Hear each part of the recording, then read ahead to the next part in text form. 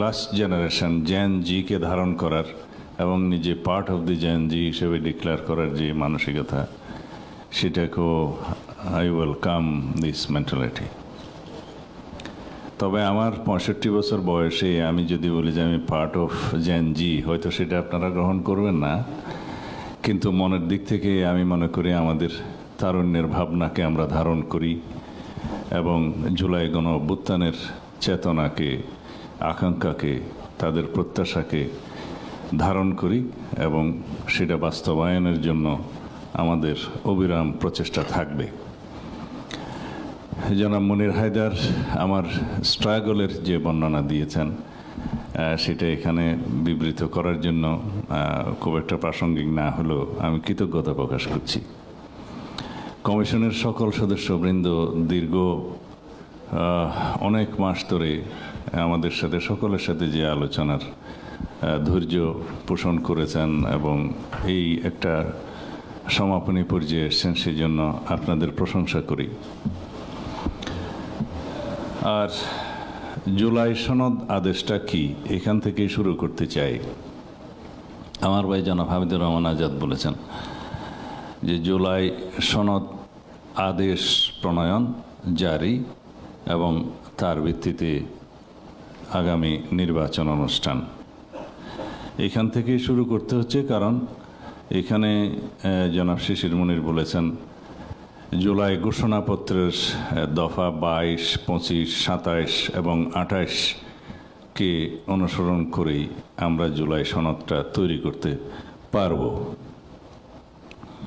তো জুলাই সনদের 22-এ, জুলাই ঘোষণাপত্রের 22-এ যেটা বলা আছে যে নিয়মতান্ত্রিক উপায়ে বিদ্যমান সংবিধান ও সকল রাষ্ট্রীয় ও সাংবিধানিক প্রতিষ্ঠানের গণতান্ত্রিক সংস্কার সাধনের অভিপ্রায় ব্যক্ত করছে।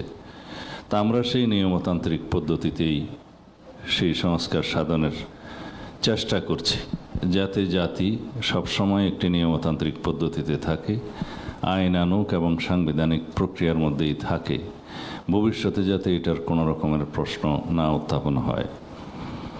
এবং সেই নিয়মতান্ত্রিক পদ্ধতি বিবৃত হয়েছে দফা 25-এ জুলাই ঘোষণাপত্রের। সেটা আছে যে সেহেতু বাংলাদেশের জনগণ যুক্তিসঙ্গত সময়ে আয়োজিত অবাধ ও সুষ্ঠু ও নিরপেক্ষ একটি নির্বাচনের মাধ্যমে গঠিত জাতীয় সংসদে প্রতিশ্রুত প্রয়োজনীয় সাংবিধানিক সংস্কারের মাধ্যমে দেশের মানুষের প্রত্যাশা পূরণ করবে।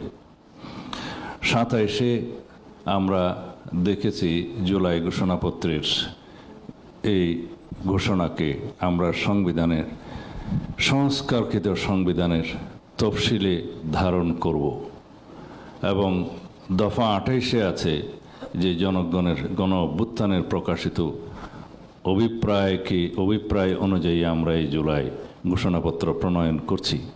এখানে কোনোটার সাথে কোনোটাই কন্ট্রাডিক্ট করে না, সব কিছুই নিয়মতান্ত্রিক পদ্ধতিতে এই অভিপ্রায় বাস্তবায়নের অঙ্গীকার করা হয়েছে, ঘোষণা দেয়া হয়েছে। এবং সেটা অনেক বক্তার বক্তব্য অনুসারে আমি বলি, এগুলো হচ্ছে সব অভিপ্রায়, এগুলো হচ্ছে সব ঘোষণা। এই ঘোষণার সাথে কেউ কেউ স্বাধীনতার ঘোষণাপত্রের তুলনা করতে চেয়েছেন, আমি নাম নেব না। এবং তার মধ্য দিয়ে আমি মনে করি আমাদের স্বাধীনতার ঘোষণাপত্রকে অনেকটা আন্ডারমাইন করা হয়। একটা জাতির স্বাধীনতা, একটা জাতির মুক্তিযুদ্ধ, একটা জাতিকে স্বাধীনতার দিকে নিয়ে যাওয়ার যে ঘোষণাপত্র, সেটার সাথে জাতীয় জীবনে পরবর্তীতে কোনো ঘোষণাপত্রকে তুলনা করা সঠিক হবে না বলে আমি মনে করি।